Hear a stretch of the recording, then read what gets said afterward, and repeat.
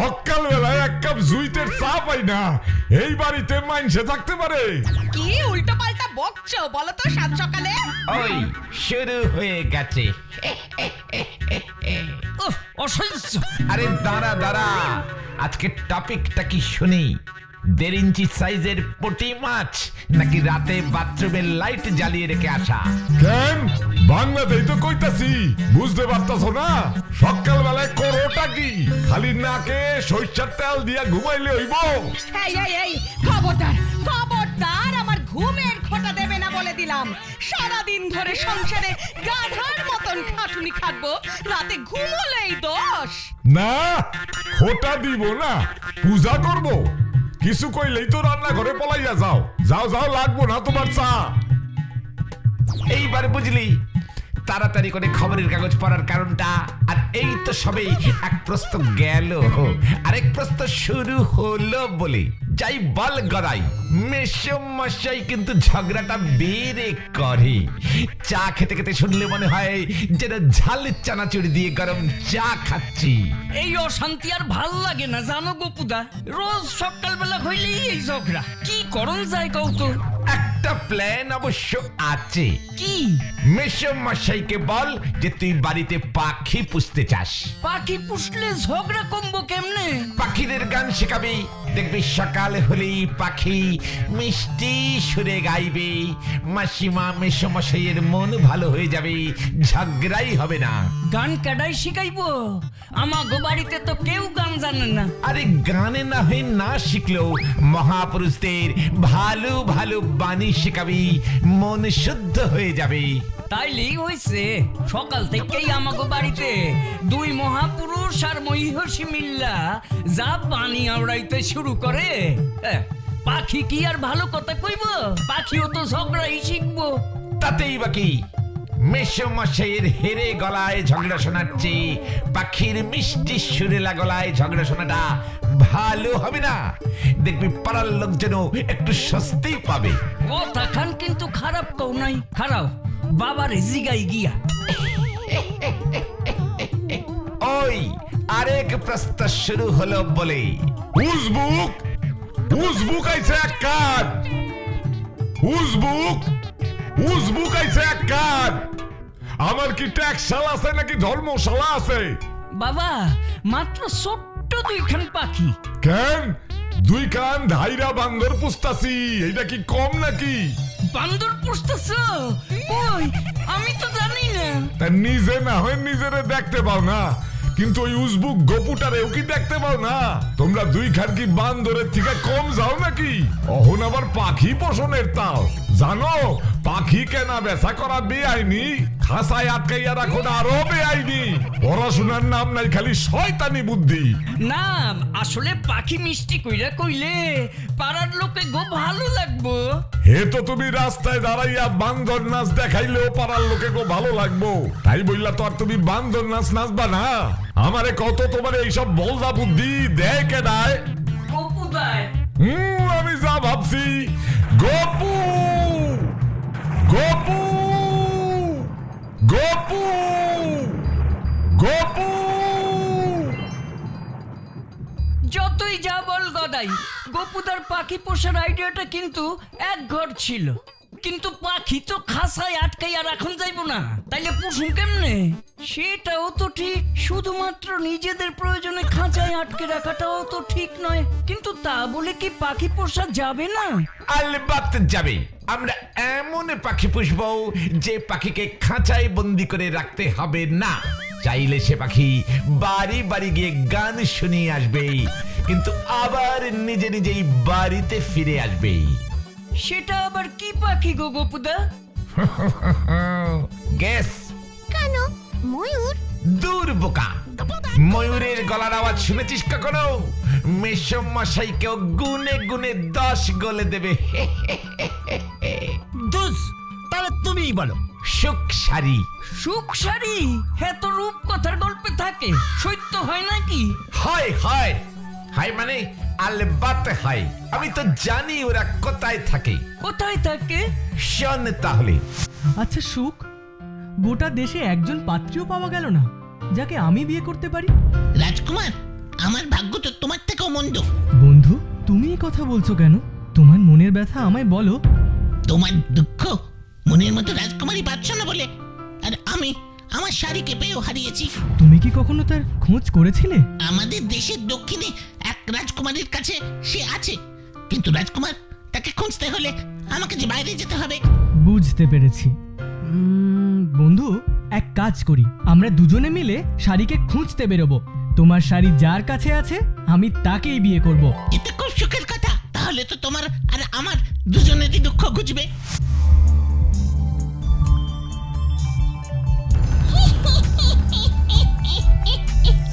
জাগো রাজকুমার, জাগো। তোমার রাজকুমারের খবর আমি জানি। সে কোথায় থাকে তাও আমি জানি। তুমি শুনবে না? তুমি তুমি কি করে জানলে আমরা কাকে খুঁজছি? কে তুমি? আমি জানবো না? এই কেশচুন্নির চোখ এড়িয়ে এখানে কারোর কিচ্ছু করার সাধ্য নেই। তবে তবে তাড়াতাড়ি বলো, কোথায় আছে সে? এটা ধৈর্য হলে চলে রাজকুমার। খবরটা দেব বলেই তো এই মাঝরাতে আরামের ঘুম ছেড়ে এলাম, আর তোমাকেও জাগালাম। রাজকুমার, ওর মনে হয় বলার ইচ্ছে নেই। আমরা নিজেরাই খুঁজি, চলো। খুঁজতে খুঁজতে তো ক্লান্ত হয়ে গেলাম। এভাবে না ঘুরে বেরিয়ে ঠিক আছে, তুমি কি পেলে আমাদের সেই রাজ্যের সন্ধান দেবে বলো। এই তো, আপনি ঠিক বুঝেছেন। সে হলো আর শ্রীনগরের রাজকন্যা হীরাবতী, অপূর্ব সুন্দরী। হীরাবতী? কিন্তু সেখানে যাব কিভাবে? তোমাকে সবই বলবো, কিন্তু আমার একটা শর্ত আছে। যখন তুমি রাজকুমারী হীরাবতীকে বিয়ে করে ফিরবে, তখন তার সব গয়না আমাকে দেবে। বলো বলো রাজকুমার, তুমি রাজি তো? রাজকুমার, এ আবার কি? আচ্ছা, আমি রাজি। তুমি শুধু বলে দাও কোন দিকে যাব আমরা। শোনো, তবে এখান থেকে দক্ষিণে ঠিক 200 পা যাবে। সেখানে গিয়ে দেখবে একটা হরিতকি গাছ। সেই গাছের নিচে একটা সাদা ঘোড়া দেখবে। সেই ঘোড়া তোমাদের নিয়ে যাবে রাজকুমারী হীরাবতীর কাছে। অনেক ধন্যবাদ তোমায়। ধন্যবাদের দরকার নেই, কিন্তু শর্তের কথা ভুলে গেলে বিপদ। মনে রেখো।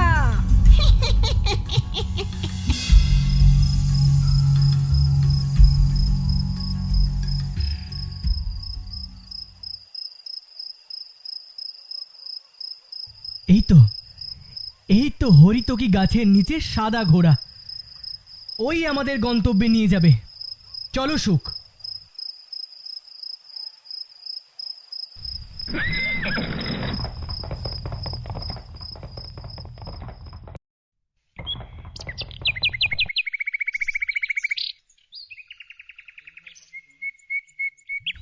চমৎকার, এ তো আনন্দের কথা। শাড়িরও যে সুখ আছে এ খবর তো আমাদের জানা ছিল না। ওরে, কে আছিস? হীরাবতীকে সংবাদ পাঠা, গিয়ে বল তার শাড়িকে নিতে সুখ এসেছে। এখনই খবর দিচ্ছি মহারাজ। তুমি পথশ্রমে ক্লান্ত দেবদত্ত, যাও অন্দরমহলে বিশ্রাম নাও। চলুন রাজকুমার। চলুন। তোমাকে আবার দেখে মনে হচ্ছে স্বপ্ন দেখছি। আমারও খুব আনন্দ হচ্ছে। তবে রাজকুমার দেবদত্তের জন্য আমাদের দেখা হলো। ওমা, তাই বুঝি? হ্যাঁ তো, আমি রাজকুমারের কাছে শাড়ির কথা বলা মাত্রই উনি বললেন, চলো তোমার শাড়িকে গিয়ে খুঁজি। রাজকুমার খুব নরম মনের মানুষ। হ্যাঁ, সে তো বটেই। নইলে সব ছেড়ে এমন করে বেরোবে কেন? আর একটা কারণও আছে, শুধু শাড়িকে নয়, আমরা রাজকুমারের মনের মতো পাত্রী খুঁজতেও বেরিয়েছি। তার একটা ইচ্ছেও আছে। বাহ, এই তো দেখছি দারুণ ব্যাপার। ঠিক বলেছেন রাজকুমারী।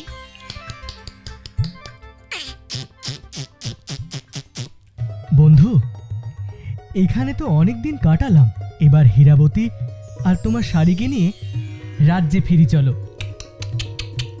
একটা কাজ করি, আমি আগে যাই, গিয়ে মহারাজকে শুভ সংবাদটা দিই। এই তো অতি উত্তম প্রস্তাব। তাহলে দেরি না করে এখনই রওনা দিই, উৎসবের ব্যবস্থা করে গিয়ে।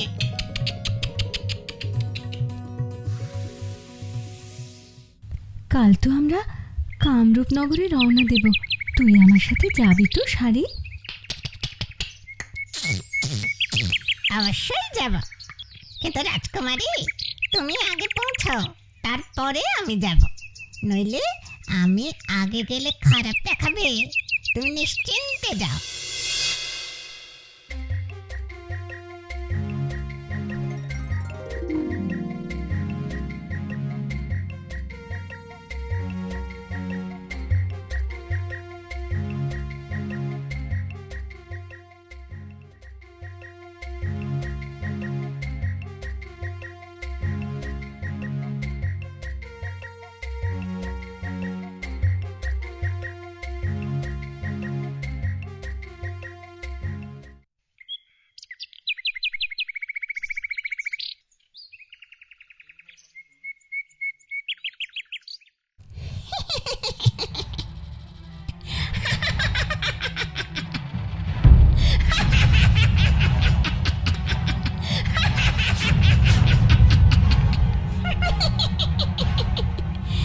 মা রাজকুমার, তোমাদের দুটিকে খুব সুন্দর মানিয়েছে দেখছি।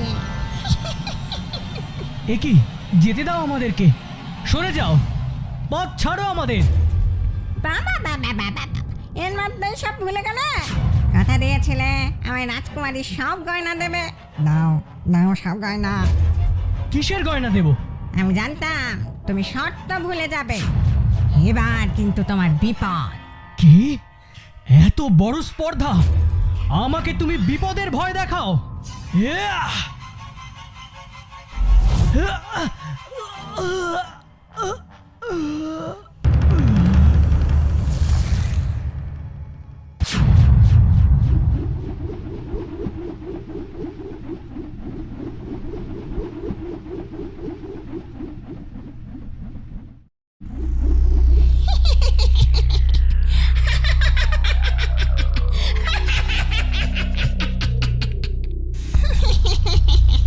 শর্ত ভেঙে আবার তলোয়ার দিয়ে ভয় দেখানো হচ্ছে।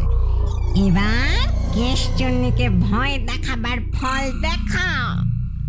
তোমার হীরাবতী ওই কুয়োয় বন্দি থাকবে, আমাকে সোনা দিলে তবেও মুক্ত হবে।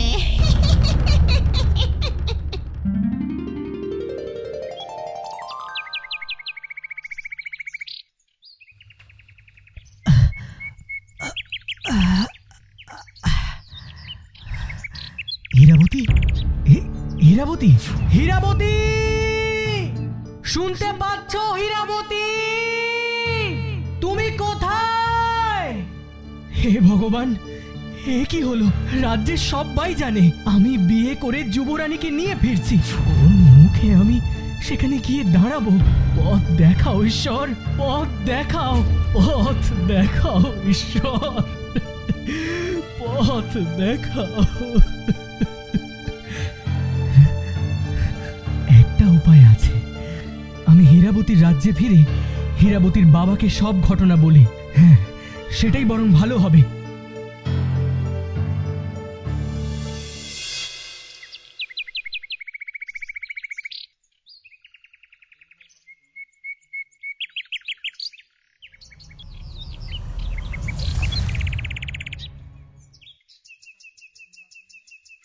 এটা এটা আবার কি?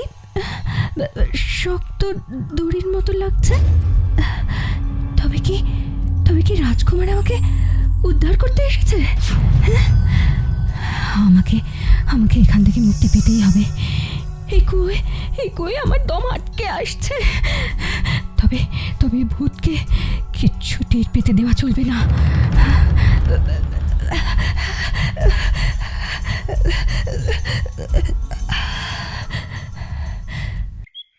ওমা, সকাল হয়ে গেছে, বুঝতেই পারিনি।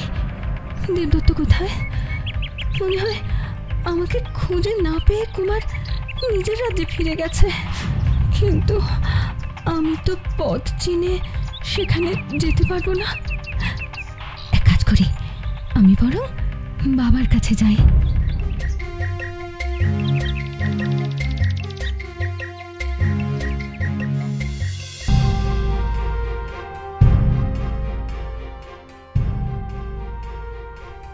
আমার একই সর্বনাশ হলো। আমার একমাত্র কন্যা, আমার আদরের হীরাবতী ওই জঙ্গলের মধ্যে। হে ঈশ্বর, হে ঈশ্বর, আমি এখন কি উপায় করি?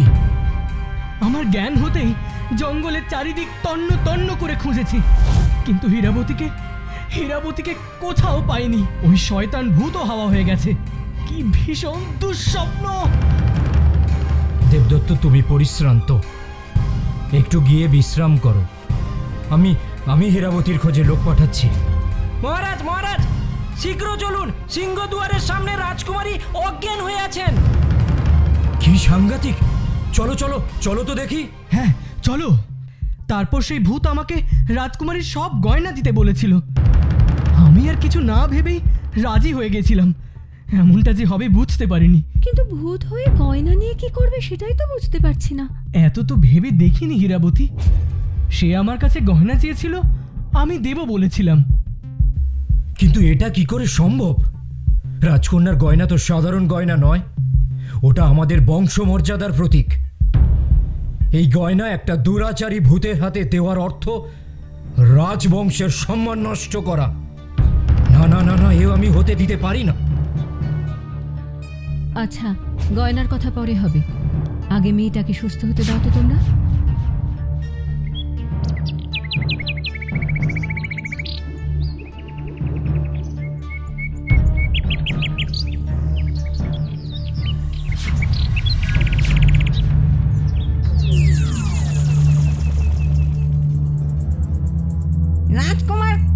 রাজকুমার কথা রাখেনি। রাজকুমারীও গয়না না দিয়ে পালিয়ে গেছে। এখন আমি তোকে বন্দি করলেই ওরা গয়না নিয়ে আসবে।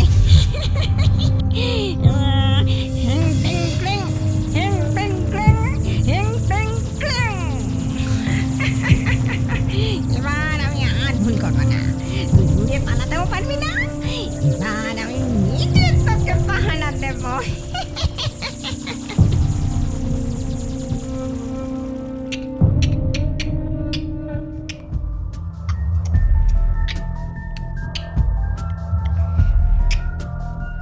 যে করেই হোক আমাকে রাজকুমারের কাছে যেতেই হবে। ভূতটা তো দেখছি ঘুমোচ্ছে। এই সুযোগে আমি উড়ে পালিয়ে যাই।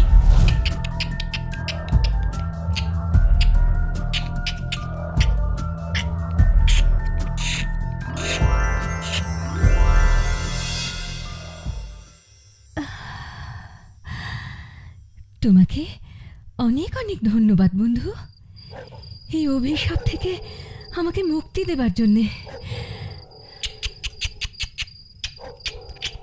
তুমি কে? তোমার এই দশা কি করে হলো? শোনো তবে, আমি কেশবতী, অলকাপুরের রানী। গয়নার উপর আমার খুব লোভ ছিল। দিন দিন এই লোভ আমার বাড়ছিল। কোনো না কোনোভাবে অন্যের গয়না নিজের কাছে রাখার চেষ্টা করতাম। তাই রাজা আমাকে বনে নির্বাসন দেন। হ্যাঁ, সে তো বুঝলাম, কিন্তু এই অবস্থা হলো কি করে? বলছি, শাস্তি পেয়েও আমার লোভ কমেনি। বনে ঘুরতে ঘুরতে এক সন্ন্যাসীর কুটিরে আশ্রয় নিই। ওই সন্ন্যাসীর মেয়ের সামান্য কিছু গয়না ছিল, সেটা চুরি করতে গিয়ে ধরা পড়ি, আর সন্ন্যাসীর অভিশাপে ভূত হই। ও, এখন বুঝলাম কেন ওই কেশচুন্নি ভূতের গয়নার ওপর এত লোভ ছিল। রানী কেশবতী ভূত নয়, কিন্তু সে এখন কোথায়? গয়নার প্রতি তার লোভ কেটে গেছে, কিন্তু লজ্জায় সে তার স্বামীর কাছে ফিরতে চায় না। তাই রানী তার বাবার রাজ্যে ফিরে গেছেন। আমরাও কাল বাবার রাজ্যেই ফিরে যাব, কি বলো? তবে এবার আমি আমার শাড়িকে নিয়েই ফিরবো। আই বাস, জিও বাবুদা জিও। কিন্তু এই গল্পের সুখ আছে, গভীর সম্পর্ক আছে। আমি যখন চেঙ্গানিকার জঙ্গলে ক্যাম্পিং করছিলাম, আমার টেন্টটা যে গাছের নিচে ছিল, সেই গাছের ডালে এই সুখ শাড়ি দুটোই থাকতো। একই অ্যাপার্টমেন্টের একতলা দোতলায় থাকতাম বলে আমাদের মধ্যে বেশ ভাব হয়ে গিয়েছিল। ওদের মুখেই শুনেছিলাম গপ্পটা।